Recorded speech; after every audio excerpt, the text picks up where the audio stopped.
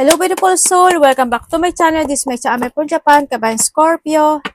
This reading is for you. Tingnan natin ang iyong June 14, habol-habol to 2026. Maraming salamat muna sa among subscriber, new subscriber, cross-watcher, at sa mga bagong pasok dyan. Welcome na welcome kayo sa bahay ni Ate Aimee. Salamat din sa nakataba ng puso yung mga comments. At sa mga nagpa-personal reading, marami pong salamat. Kung gusto mo na energy mo lang talaga, gusto mo makuha natin, pwede kayong kumonect direct sa aking FB Messenger. Lalagay ko sa screen ang original para hindi rin kayo ma-scam kasi may nanggagaya sa akin. General reading tayo. Scorpio, pwede mo lang sa iyo at itapon ang hindi naman talaga sa iyo. Okay. Scorpio. Okay, ink pot, problem to be resolved. May mga sitwasyon na there's a messy situation, ano, ibig sabihin na kailangan mo resolbahan o re-resolbahan mo, o may mga bagay ka na ayusin, isa sa ayos, o maisa sa ayos mo. No, na doon sa point na yon. Maingat ka na lang para hindi ito mangyari, di ba? Na magkaroon ng pagkakamali na sitwasyon. Or sa iba sa inyo, may mga bagay na talaga kayo na kailangan nyo ng isaayos o may isa sa ayos, no? Sa iba, sa inyo. And ito na yung point becomes a bind. Seek out information that will help you. May mga bagay na kailangang alamin, siyasatin, aralin, o kaya magsisiyasat ka ng mga bagay-bagay o sitwasyon to resolve the situation, to resolve the problem, o kung ano man ito, no? Pwede rin kasi na tears of knowledge ka, mahilig ka talaga mag-internet, o kaya naman is internet, baka internet ang trabaho mo, o kaya naman mahilig ka mag-research na doon sa point na yon. And makaka-receive ka daw ng advice from a wise person. Pwedeng ito is taong mas ahead sa'yo, or na taong nakakaintindi sa'yo, or pwedeng magulang mo, pwedeng kapatid mo, ganyan. Kung sino man ito, or maybe ikaw ito, no, na magbibigay ng advice with someone. And may mga aso ba kayo? Advice from a friend again? Ang dami mo namang advice. Ano ba nangyayari sa iyo? No, there's something happen ba? Okay, magkakaroon ng mga advice. When it comes to a friend kasi is, pwedeng ikaw to ha, or siya ito. Ganyan. Nandun yung point na, hindi lang to friend eh. Pwedeng kapatid, magulang, karelasyon, kaibigan, connected sa iyo. Ganyan. When it comes to advice. Feeling tied down or frustrated sa iba sa inyo, may mga situation na parang napoprostrate ka, napapagod ka na hindi ka makapag-isip, pwedeng na sa point na yon. Ako nakikita sa iyo. O may mga ikaka-prostrate, ingat na lang din, ano? And December, connected ka ba sa mga December baby? No? Yan, baka mayroon kakilala na December ang kanyang kaarawan.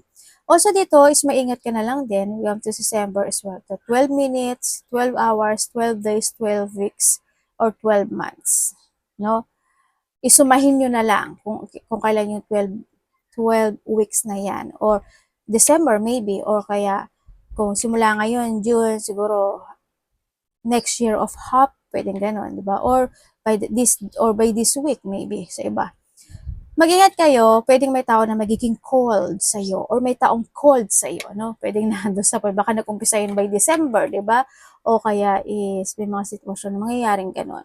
Mag-ingat din kayo sa mga ubo, sipon, lagnat, masakit yung lalamunan, masakit yung throat, malangala, may thyroid, yan. Basta maingat kayo sa mga ganyang sitwasyon, ano? Lalo na ngayon kapag hindi ko alam kung umuulan sa inyo, ganyan, o kaya paiba-iba ng klima, di ba? Kaya ingat na lang din kayo, ha? And someone is trying to come between you and a friend, something you want. Pwedeng ko sa iba dito is ando yung point na salungatan o magkakaroon ng pagsasalungatan, or kung sa relasyon siguro mga third party relationship, pwedeng nandun sa point na yon, o sa distraction, no? Nandun sa point na yon kasi medyo hindi maganda yung paligid niya. Siguro there's a distraction situation happen into your life between someone is connected sa iyo, pwedeng sa friend, pwedeng connection, or sa mga tao na nanaisin mo, kumbaga may obstacle, may distraction, or may challenge, no? Pwedeng nahandoon sa point na yon. And May, maaaring connected ka sa tao, may have December and May, ano? Pwedeng connected ka rin sa tao na May ang kaarawan, o kaya may something, sakura, something connected sa'yo, cherry blossom, ganyan. Or pwede rin kasi na malapit ka sa may mga bulaklak or kung ano mang bulaklak na meron ka, pwedeng mga cherry blossom, sakura, ganyan. O kaya nasa place ka na may mga ganitong sitwasyon, no? Also, dito is we have the 5 days, 5 weeks, 5 months, 5 minutes also, or by May, 5 weeks, 5 days, 5 months. Basta yun na yun. Yan, something happen. Ang nakita ko sa'yo, also dito yung going to the flow or nandun yung point na mas magiging maganda yung flow mo this time, maybe. So, kung ano nga yung June, July, August, di ba? June, July, August, September. September, October, yan, mas magiging maganda yung flow. Pwedeng nandun sa point na yun. Or sa iba sa inyo, maybe you're thinking about vacation or holiday or resting time, no? Pwedeng sa mga bansa na may sakura, cherry blossom, pwedeng nandun sa point na yun. O kaya naman, is nahandun ka sa bansa na yon o kaya naman is may mga pag-uusapan related to a travel or thinking about traveling, pwedeng nahandun sa point na yun, ano? Ako nakikita sa iyo. Ay, pagsamahin natin itong ano.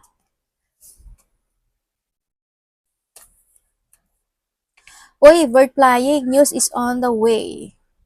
May marireceive kang news. Marami ibig sabihin kasi ng news, pagdating sa sitwasyon. Pwedeng marireceive mo siya by the person, by communication, by the text message, basta may news. May news na parating sa iyo. No? Sa iba sa inyo. Pwedeng sa mga nabanggit ko na ano na to, pwedeng doon sa point na yon. Congrats ko ano man yang news na yan. And we have the unsuccessful plan. May mga sitwasyon, kung titinan ko pag sasabay ko si Nak tsaka si Bird, may mga sitwasyon na hindi nangyari or hindi mangyayari pa sa ngayon. Maybe there's a delay situation happen into your life, kung saan aspeto ng buhay mo yan, may i-delay, i-delay, o magkakaroon ng pagpapaliban talaga, no? O kaya nandito yung point, when it comes to Aknak, is pagbabalik sa dating sitwasyon or mayroon ka mga binabalik-balikan or paulit-ulit na sitwasyon, ano, kumbaga still nakabuhol ka pa dun sa sitwasyon at hindi ka makaalis, pwedeng na doon sa point na yon.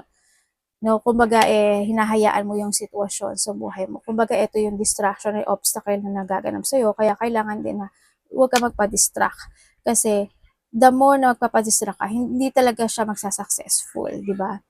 Yun. Kung ano man ito, sinak, kumbaga, siguro strategy is needed o kaya is panimulang muli, no? Sa nakikita ko dito.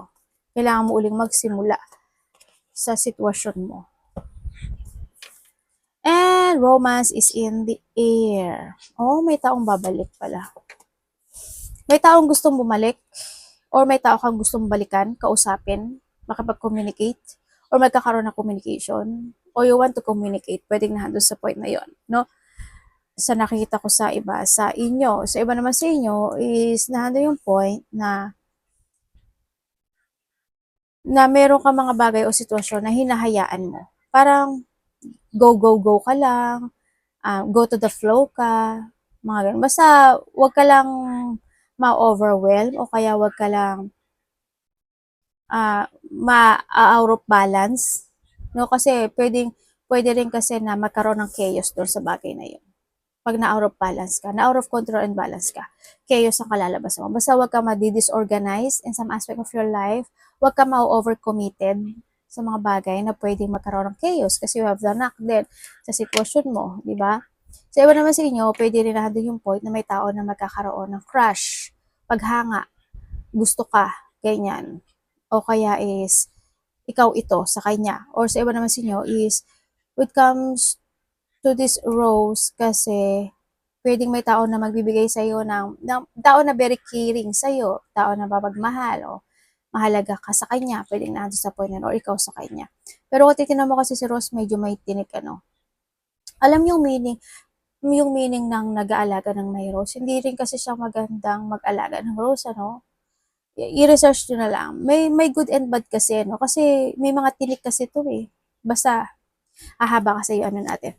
Okay, yon. Yan, romance is in the air, pwedeng may babalik o may gusto kang balikan. Kung ano man yan, sinabi ko kanina, paulit-ulit si ate. No? Or sa iba sa inyo is may tao na gusto makipag-ayos. May tao nagmamatsyag. No? Or may tao na gusto mag-apology at gusto niya kausapin.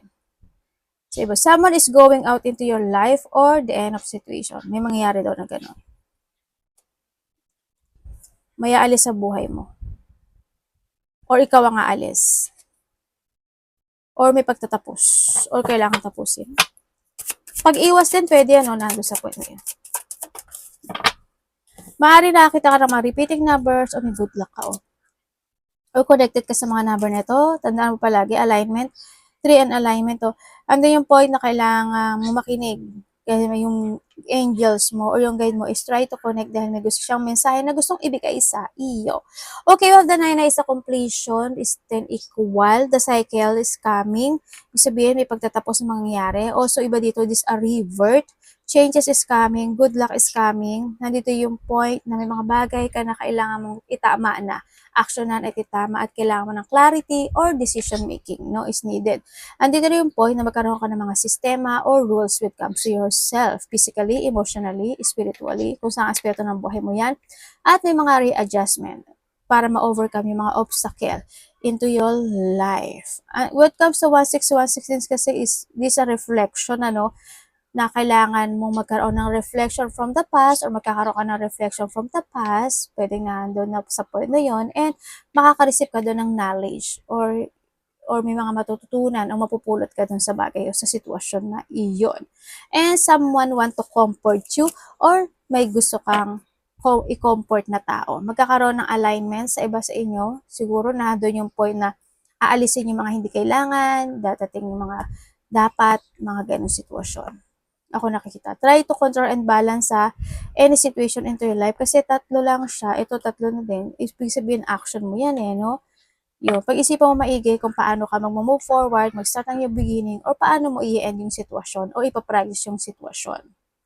Okay? Kaya sinasabi ito, kailangan mo ng mga sistema or rules when it comes sa sarili.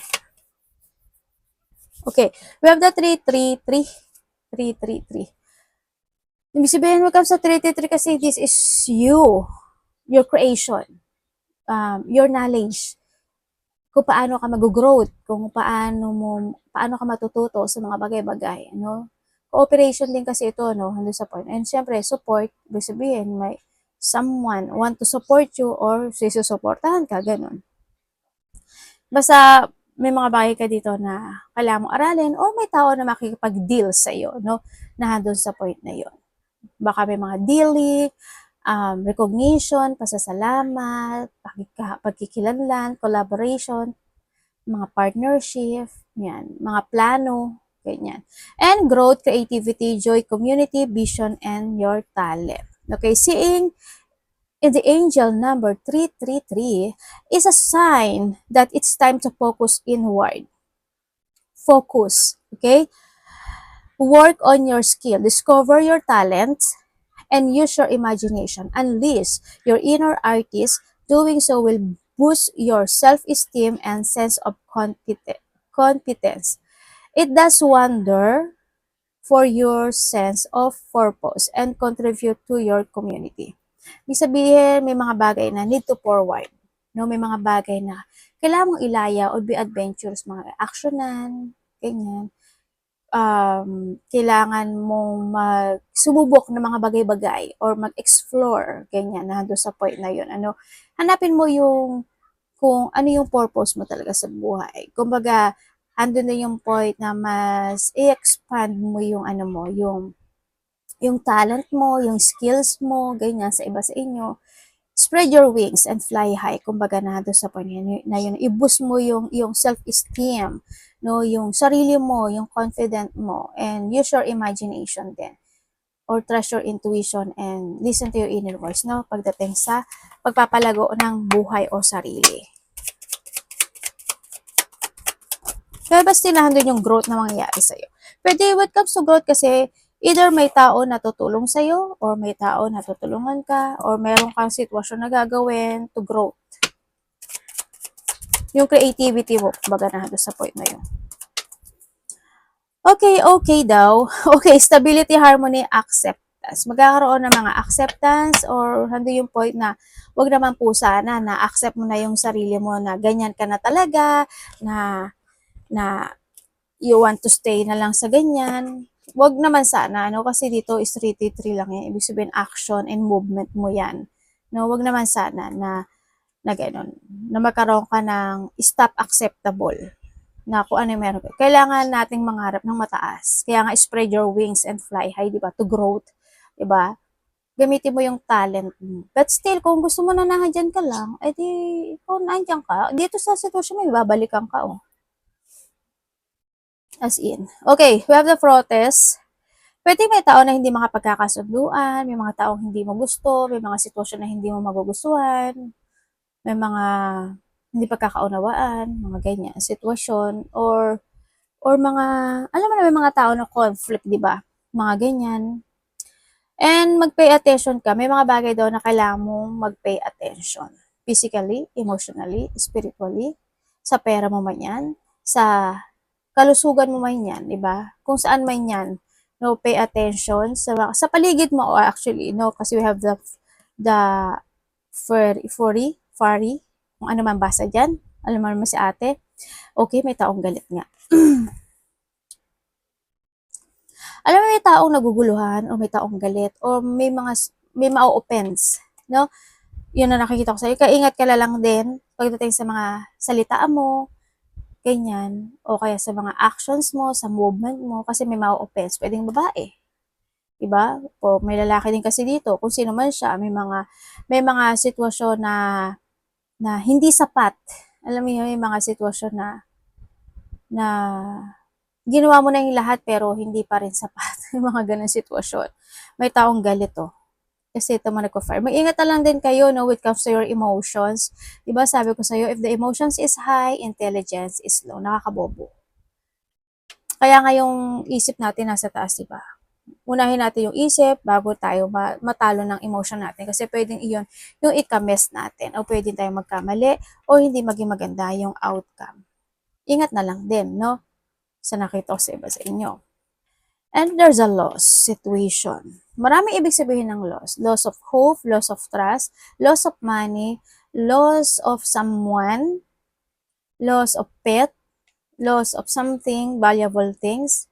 Basta there's a loss, no? May mga lungkot, may mga tao na may mga luha, lungkot, self-pity, o kaya naman sa iba sa inyo is may mga madadamage yung pride, di ba? Mga disappointment, ganyan. Sa nakita ko dito, kung ano man yan. No, ano ba kinalulungkot mo? Okay ka ba? May naalala ka ba? Yeah, may mga lungkot ako nakikita sa iba sa inyo. Pwede din mga disappointment, intense storm, trauma, ganyan, mga depression, stress, pwede na, o pagkalito, no? And we have the relax. Dito yung point, kung titignan mo siya, medyo hindi maganda, di ba? Medyo be calm, no? Handun yung point na kailangan mo rin na ikalma yung sarili mo. And kung titignan ko dito, someone na parang magkakaroon ng pagkakaisa, or may taong gusto ng apology or mag-apology, or someone want ng peace, or pwede rin na doon sa point na mahilig ka ba magbasa, no? O kaya na doon yung point na siguro mas makakaramdam ka this time na mas gusto mong na you want to be calm. Parang na doon sa point na yon, no, na ayaw mo muna ng struggle, problem. Well, sino ba may gusto nun, di ba? Nandun sa point na yun. Pero sa nakita kasi dito, ibig sabihin, may mga taong hindi ka maiintindihan o may taong hindi ka maiintindihan sa mga actions and movement mo kasi dito sa sitwasyon, no? Yan, baka sabihin nila, ang tamad-tamad mo, ganyan-ganyan. O kaya naman is hindi ka lang nila maiintindihan sa mga bagay-bagay na meron ka. Ganyan. May mga misunderstanding kasi ako nakikita dito. Pero sabi dito, kailangan mo lang din daw na magbigay ng time sa sarili mo, no? And may mga preparation nga, may mga arrangement, preparation, o kaya may mga prompt. Ready ka na ba? Ganyan. Okay na din yung point na you are ready for something, no? Nado sa point na yon. Ako nakikita sa iyo. Parang handa ka sa lahat ng magaganap o mangyayari. Basta wag ka lang mag-struggle, kasi may mga struggle situation. Kasi pag nagmadali ka rin, kasi there's a loss, worry, and protest. Kaya kailangan mo rin mag-pay attention. Sa health issue mo, mag-pay attention ka, ha? Sa health issue mo. Kung meron ka man or someone who's connected sa'yo, ganyan, mag-pay attention kayo. Kung may nararamdaman kayo, iniinom, kinakain. And dito rin yung point na may mga bagay daw kailangan nyo daw maghanda, no? O may paghahandang magaganap o mangyayari. May mga sitwasyon na kailangan i-arrange. Tulad ng sabi ko kanina, di ba, system and rules is needed. O kaya is preparation. May mga gagawin kang kailangan mo i-prepare, actionan. And nandito rin kasi si Inkpat para to resolve the problem din. So nakikita ko dito, makinig ka rin sa opinion ng ibang tao, no? O sa mga advice nila. Yun ang nakikita ko dito. Sana walang ganito, no? Huwag ka lang mag-focus sa sadness. Kasi pag nag-focus ka dyan, anyway, mas stuck ka dyan, di ba? Pero something, it will be okay. Na doon sa point na yun, no? Ay, kulang ka ba sa tulog? May mga masakit ba ulo mo? Medyo may mga situation na nape-pressure o mape-pressure ka raw. Ingat na lang din, no? Arigatou namaste, God bless.